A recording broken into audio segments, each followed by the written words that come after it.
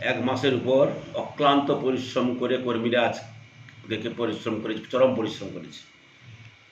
তো আজকে আমরা সারাদিনটে আমাদের প্রার্থী এবং আমরা বিভিন্ন জায়গায় খোঁজ খবর এবং কর্মীদেরকে ডেকে ডেকে কোথায় কি ঘাটতি আছে, কি অবস্থায় আছে, সেগুলো আমরা খোঁজ খবর নিচ্ছি।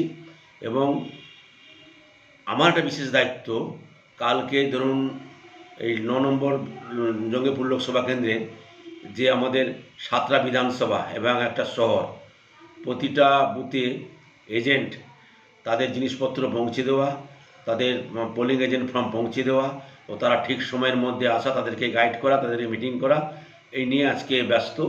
আজকের দিনটা এবং কালকের দিনটা যদি পেরিয়ে যায় তাহলে সুস্থভাবে আমি আমাদের কর্মীদের কাছে আপনাদের তরফ থেকে বলবো যে আমরা যে অক্লান্ত পরিশ্রম করলেন, সেই পরিশ্রমের মাসুল কিন্তু কালকে সুস্থভাবে সবাইকে নিয়ে আপনাদেরকে ভোটটা যাতে পোলিং হয় তার চেষ্টা সবাইকে করতে হবে এবং দেখতে হবে।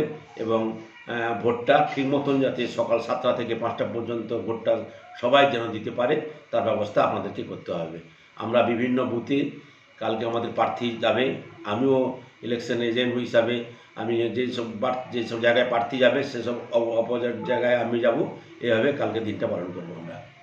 সকাল থেকে তো কাল ব্যস্ত থাকবেন, তারপরে বুথে বুথে পৌঁছতে পারবেন, অনেক বুথে অভিযোগ থাকবে প্রার্থী এলো না বা দেখতে পেলো না, কীভাবে ভাবছেন, কী পরিকল্পনা করেছেন? দেখুন, আমাদের প্রিয় প্রার্থী যেদিন থেকে ঘোষণা হয় সেদিন থেকে আজ পর্যন্ত যেভাবে চরকির মতন ঘুরে বেরিয়েছে, আমি জানি না ভারতবর্ষ বাংলার কোনো প্রার্থী ঘুরিয়েছে কিনা। তাছাড়াও 2019-এ জয়যুক্ত হওয়ার পর আমাদের প্রিয় প্রার্থী খলিলুর রহমান প্রতিটি পাড়ায় পাড়ায়, মহল্লায় মহল্লায় যখন মানুষ বিপদে পড়েছে, আপদে বিপদে ছুটে গেছে।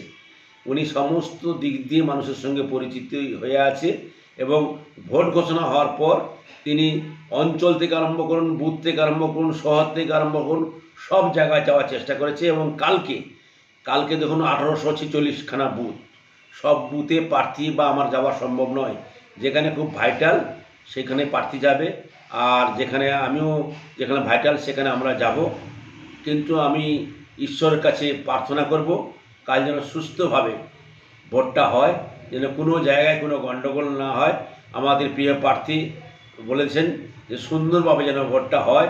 এই গরমে সকাল সকাল সমস্ত ভোটদাতাদেরকে বলবো আপনারা বুথে আসুন, নিজের মতদান পালন করুন।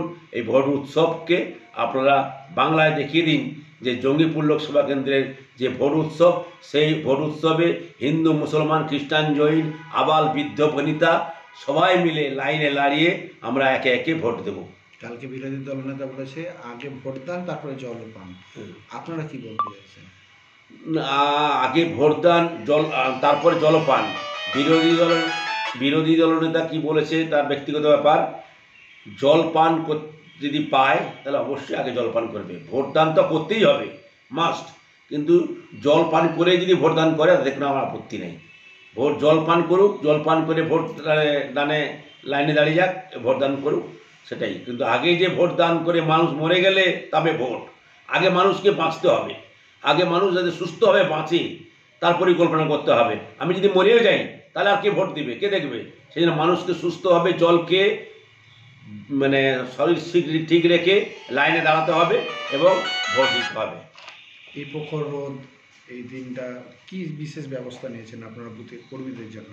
না, আমরা বিশেষ কর্মীদের ক্ষেত্রে আমরা বলেছি যে রোদকে উপেক্ষা করে সুস্থভাবে এবং সরকারি নিয়ম গাইডলাইনকে দেখে আপনারা 200 মিটারের মধ্যে জায়গায় দাঁড়ান, মানুষকে সহযোগিতা করুন।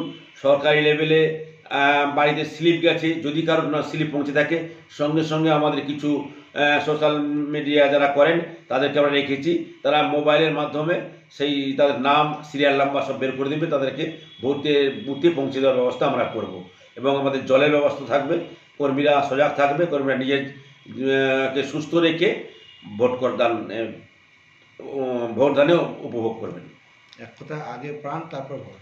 না, আগে প্রাণ, আগে জীবন। জীবন থাকলে আপনি সব কিছু করতে পারবেন। আগে প্রাণ, তারপরে ভোট।